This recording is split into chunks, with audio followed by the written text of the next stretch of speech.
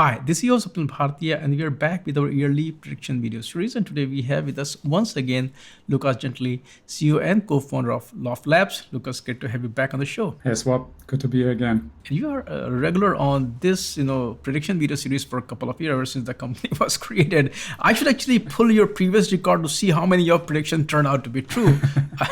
I won't do that. But before I ask you to share your predictions, quickly remind our viewers what is Loft Labs all about and what role you folks are playing in this cloud native ecosystem. Yeah, we're the maintainers of vCluster and DevPod. So we work in the multi-tenancy space with virtual Kubernetes clusters, help people, dice up their Kubernetes clusters with these vClusters. And then we have DevPod, another project that essentially on top adds a developer experience to make it easier to hand out these, virtual clusters to engineers who just want a cluster to work on directly. Excellent, thank you. Now it's time for you to pick your crystal ball or crystal balls if you have that in a vCluster. Whatever format of crystal balls you have, please grab them and let's hear your predictions for this year. Yeah, let's hope I'll do well this time. So I think number one would be, streamlining Kubernetes provisioning will be a big thing in terms of going more self-service. I think people have always classically provision Kubernetes, like any other IT resource, right? Not really in a super dynamic way, but I think with the emergence of like platform engineering and seeing all these platforms more as a product, we're definitely seeing more autonomy on the end user side, folks that actually work with these clusters and deploy workloads to them. But oftentimes the infrastructure provisioning has been, shielded and more of a more complicated process than it potentially needs to be. And I think the last year has shown that people are heading in the direction of, building these platforms that enable self-service. I think that is just gonna grow in 2025. So the second prediction would be container level security is gonna get another, big focus, big area of attention this year, especially with the emergence of user namespaces. I think it was Kubernetes version 130 where user namespaces made it into beta in 2024. Really exciting release. But I think the adoption is obviously super, super early. I think a lot of people will start experimenting with user namespaces in 2025. So that's a really exciting topic where you map, the user inside the container to a different user running on the host. Very interesting concept in the in the Linux kernel. Ultimately, a feature that really can add an extra level of security that I think will greatly benefit the Kubernetes and container world in general. And then platform engineering is also the theme for my third topic. And this may be a little bit of a controversial topic because I'm a big advocate for platform engineering in general, but I think we will see the first couple of failure stories in terms of, things that didn't go quite as planned. People go into KubeCon telling the story of low adoption of their platforms and why they ultimately, had to make changes from the original plans. I think some of these failure stories will emerge in 2025. Platform engineering is still incredibly early, but I think, it has been around for some time, so it's probably time to see the first couple of failure stories. And that doesn't mean that we shouldn't do platform engineering. It actually is a sign of maturity.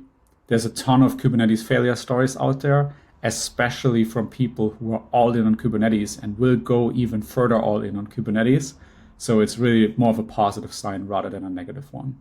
Excellent. Thanks for sharing this prediction. Can you talk about what kind of challenges you see are going to be there for the whole ecosystem and even for players like Loft, where you'll also help your customers, users to kind of navigate through these challenges? Yeah, I think vCluster addresses a whole bunch of, essential challenges in Kubernetes itself. One of them is obviously slicing up your Kubernetes cluster. The other one is how to enable the autonomy for your tenants. And vCluster is really a great lightweight solution that you can spin up on top of Kubernetes to mitigate some of these problems and to solve some of these challenges. I think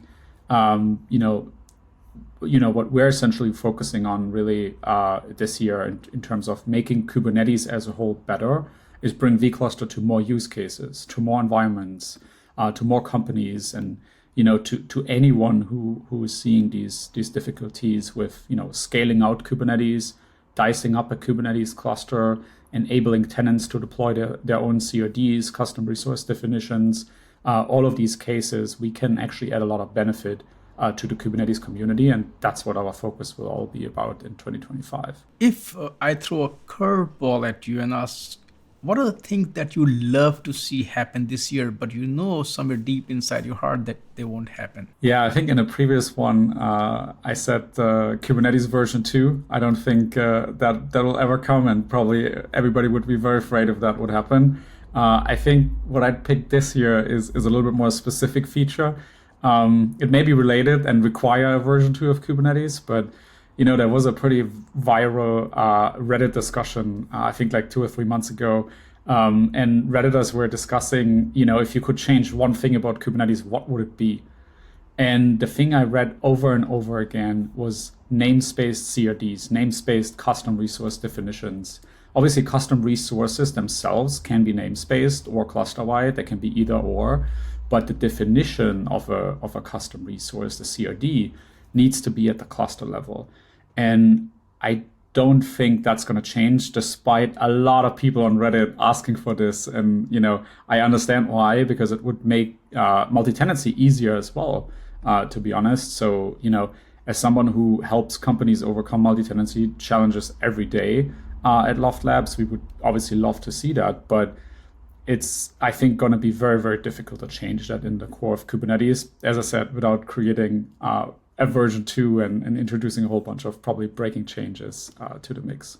If you look at these predictions and these challenges, what is going to be your focus and the focus of Loft Labs this year? vCluster has a huge value add to the Kubernetes ecosystem. So what we're focusing on is to bring vCluster in more places. And we do that by putting our attention towards improving the ease of use, the ease of adoption, giving people more peace of mind when they're scaling their vCluster usage. And ultimately, that means a lot of focus on the user experience, which always, people think user experience is predominantly like how the UI looks and how these kinds of things work, right? But for us, it means like, how are the Helm values for vCluster, and what's in the vCluster YAML, and how do I spin it up? Does it work with Cluster API, or can I spin it up with Rancher, right? All of these things, I think we're really working on making it as easy as possible in all kinds of places, no matter where you are today and what your tooling is, to spin up virtual clusters. And then the second part is focusing on day 2 operations, right? Once you have a fleet of 100 virtual clusters, 200 virtual clusters, that's the points where you're realizing, okay, I need centralized logging and potential detection of resource spikes and like all of these kind of topics. You need backups for your virtual clusters, backing store, right? So there's a lot of things that we can help you solve. There's obviously a ton of open source tooling, and a lot of people are using that today, but we can make it much, much easier by building it in vCluster directly and bringing it to our customers in a much more seamless and battle tested fashion that we recommend to the whole fleet of customers and the wider community of vCluster open source users as well. Lukas, thank you so much for once again joining me and share your predictions. And as usual, I look forward to chatting with you again. Thank you. Absolutely. Happy to do this next year again in 2026.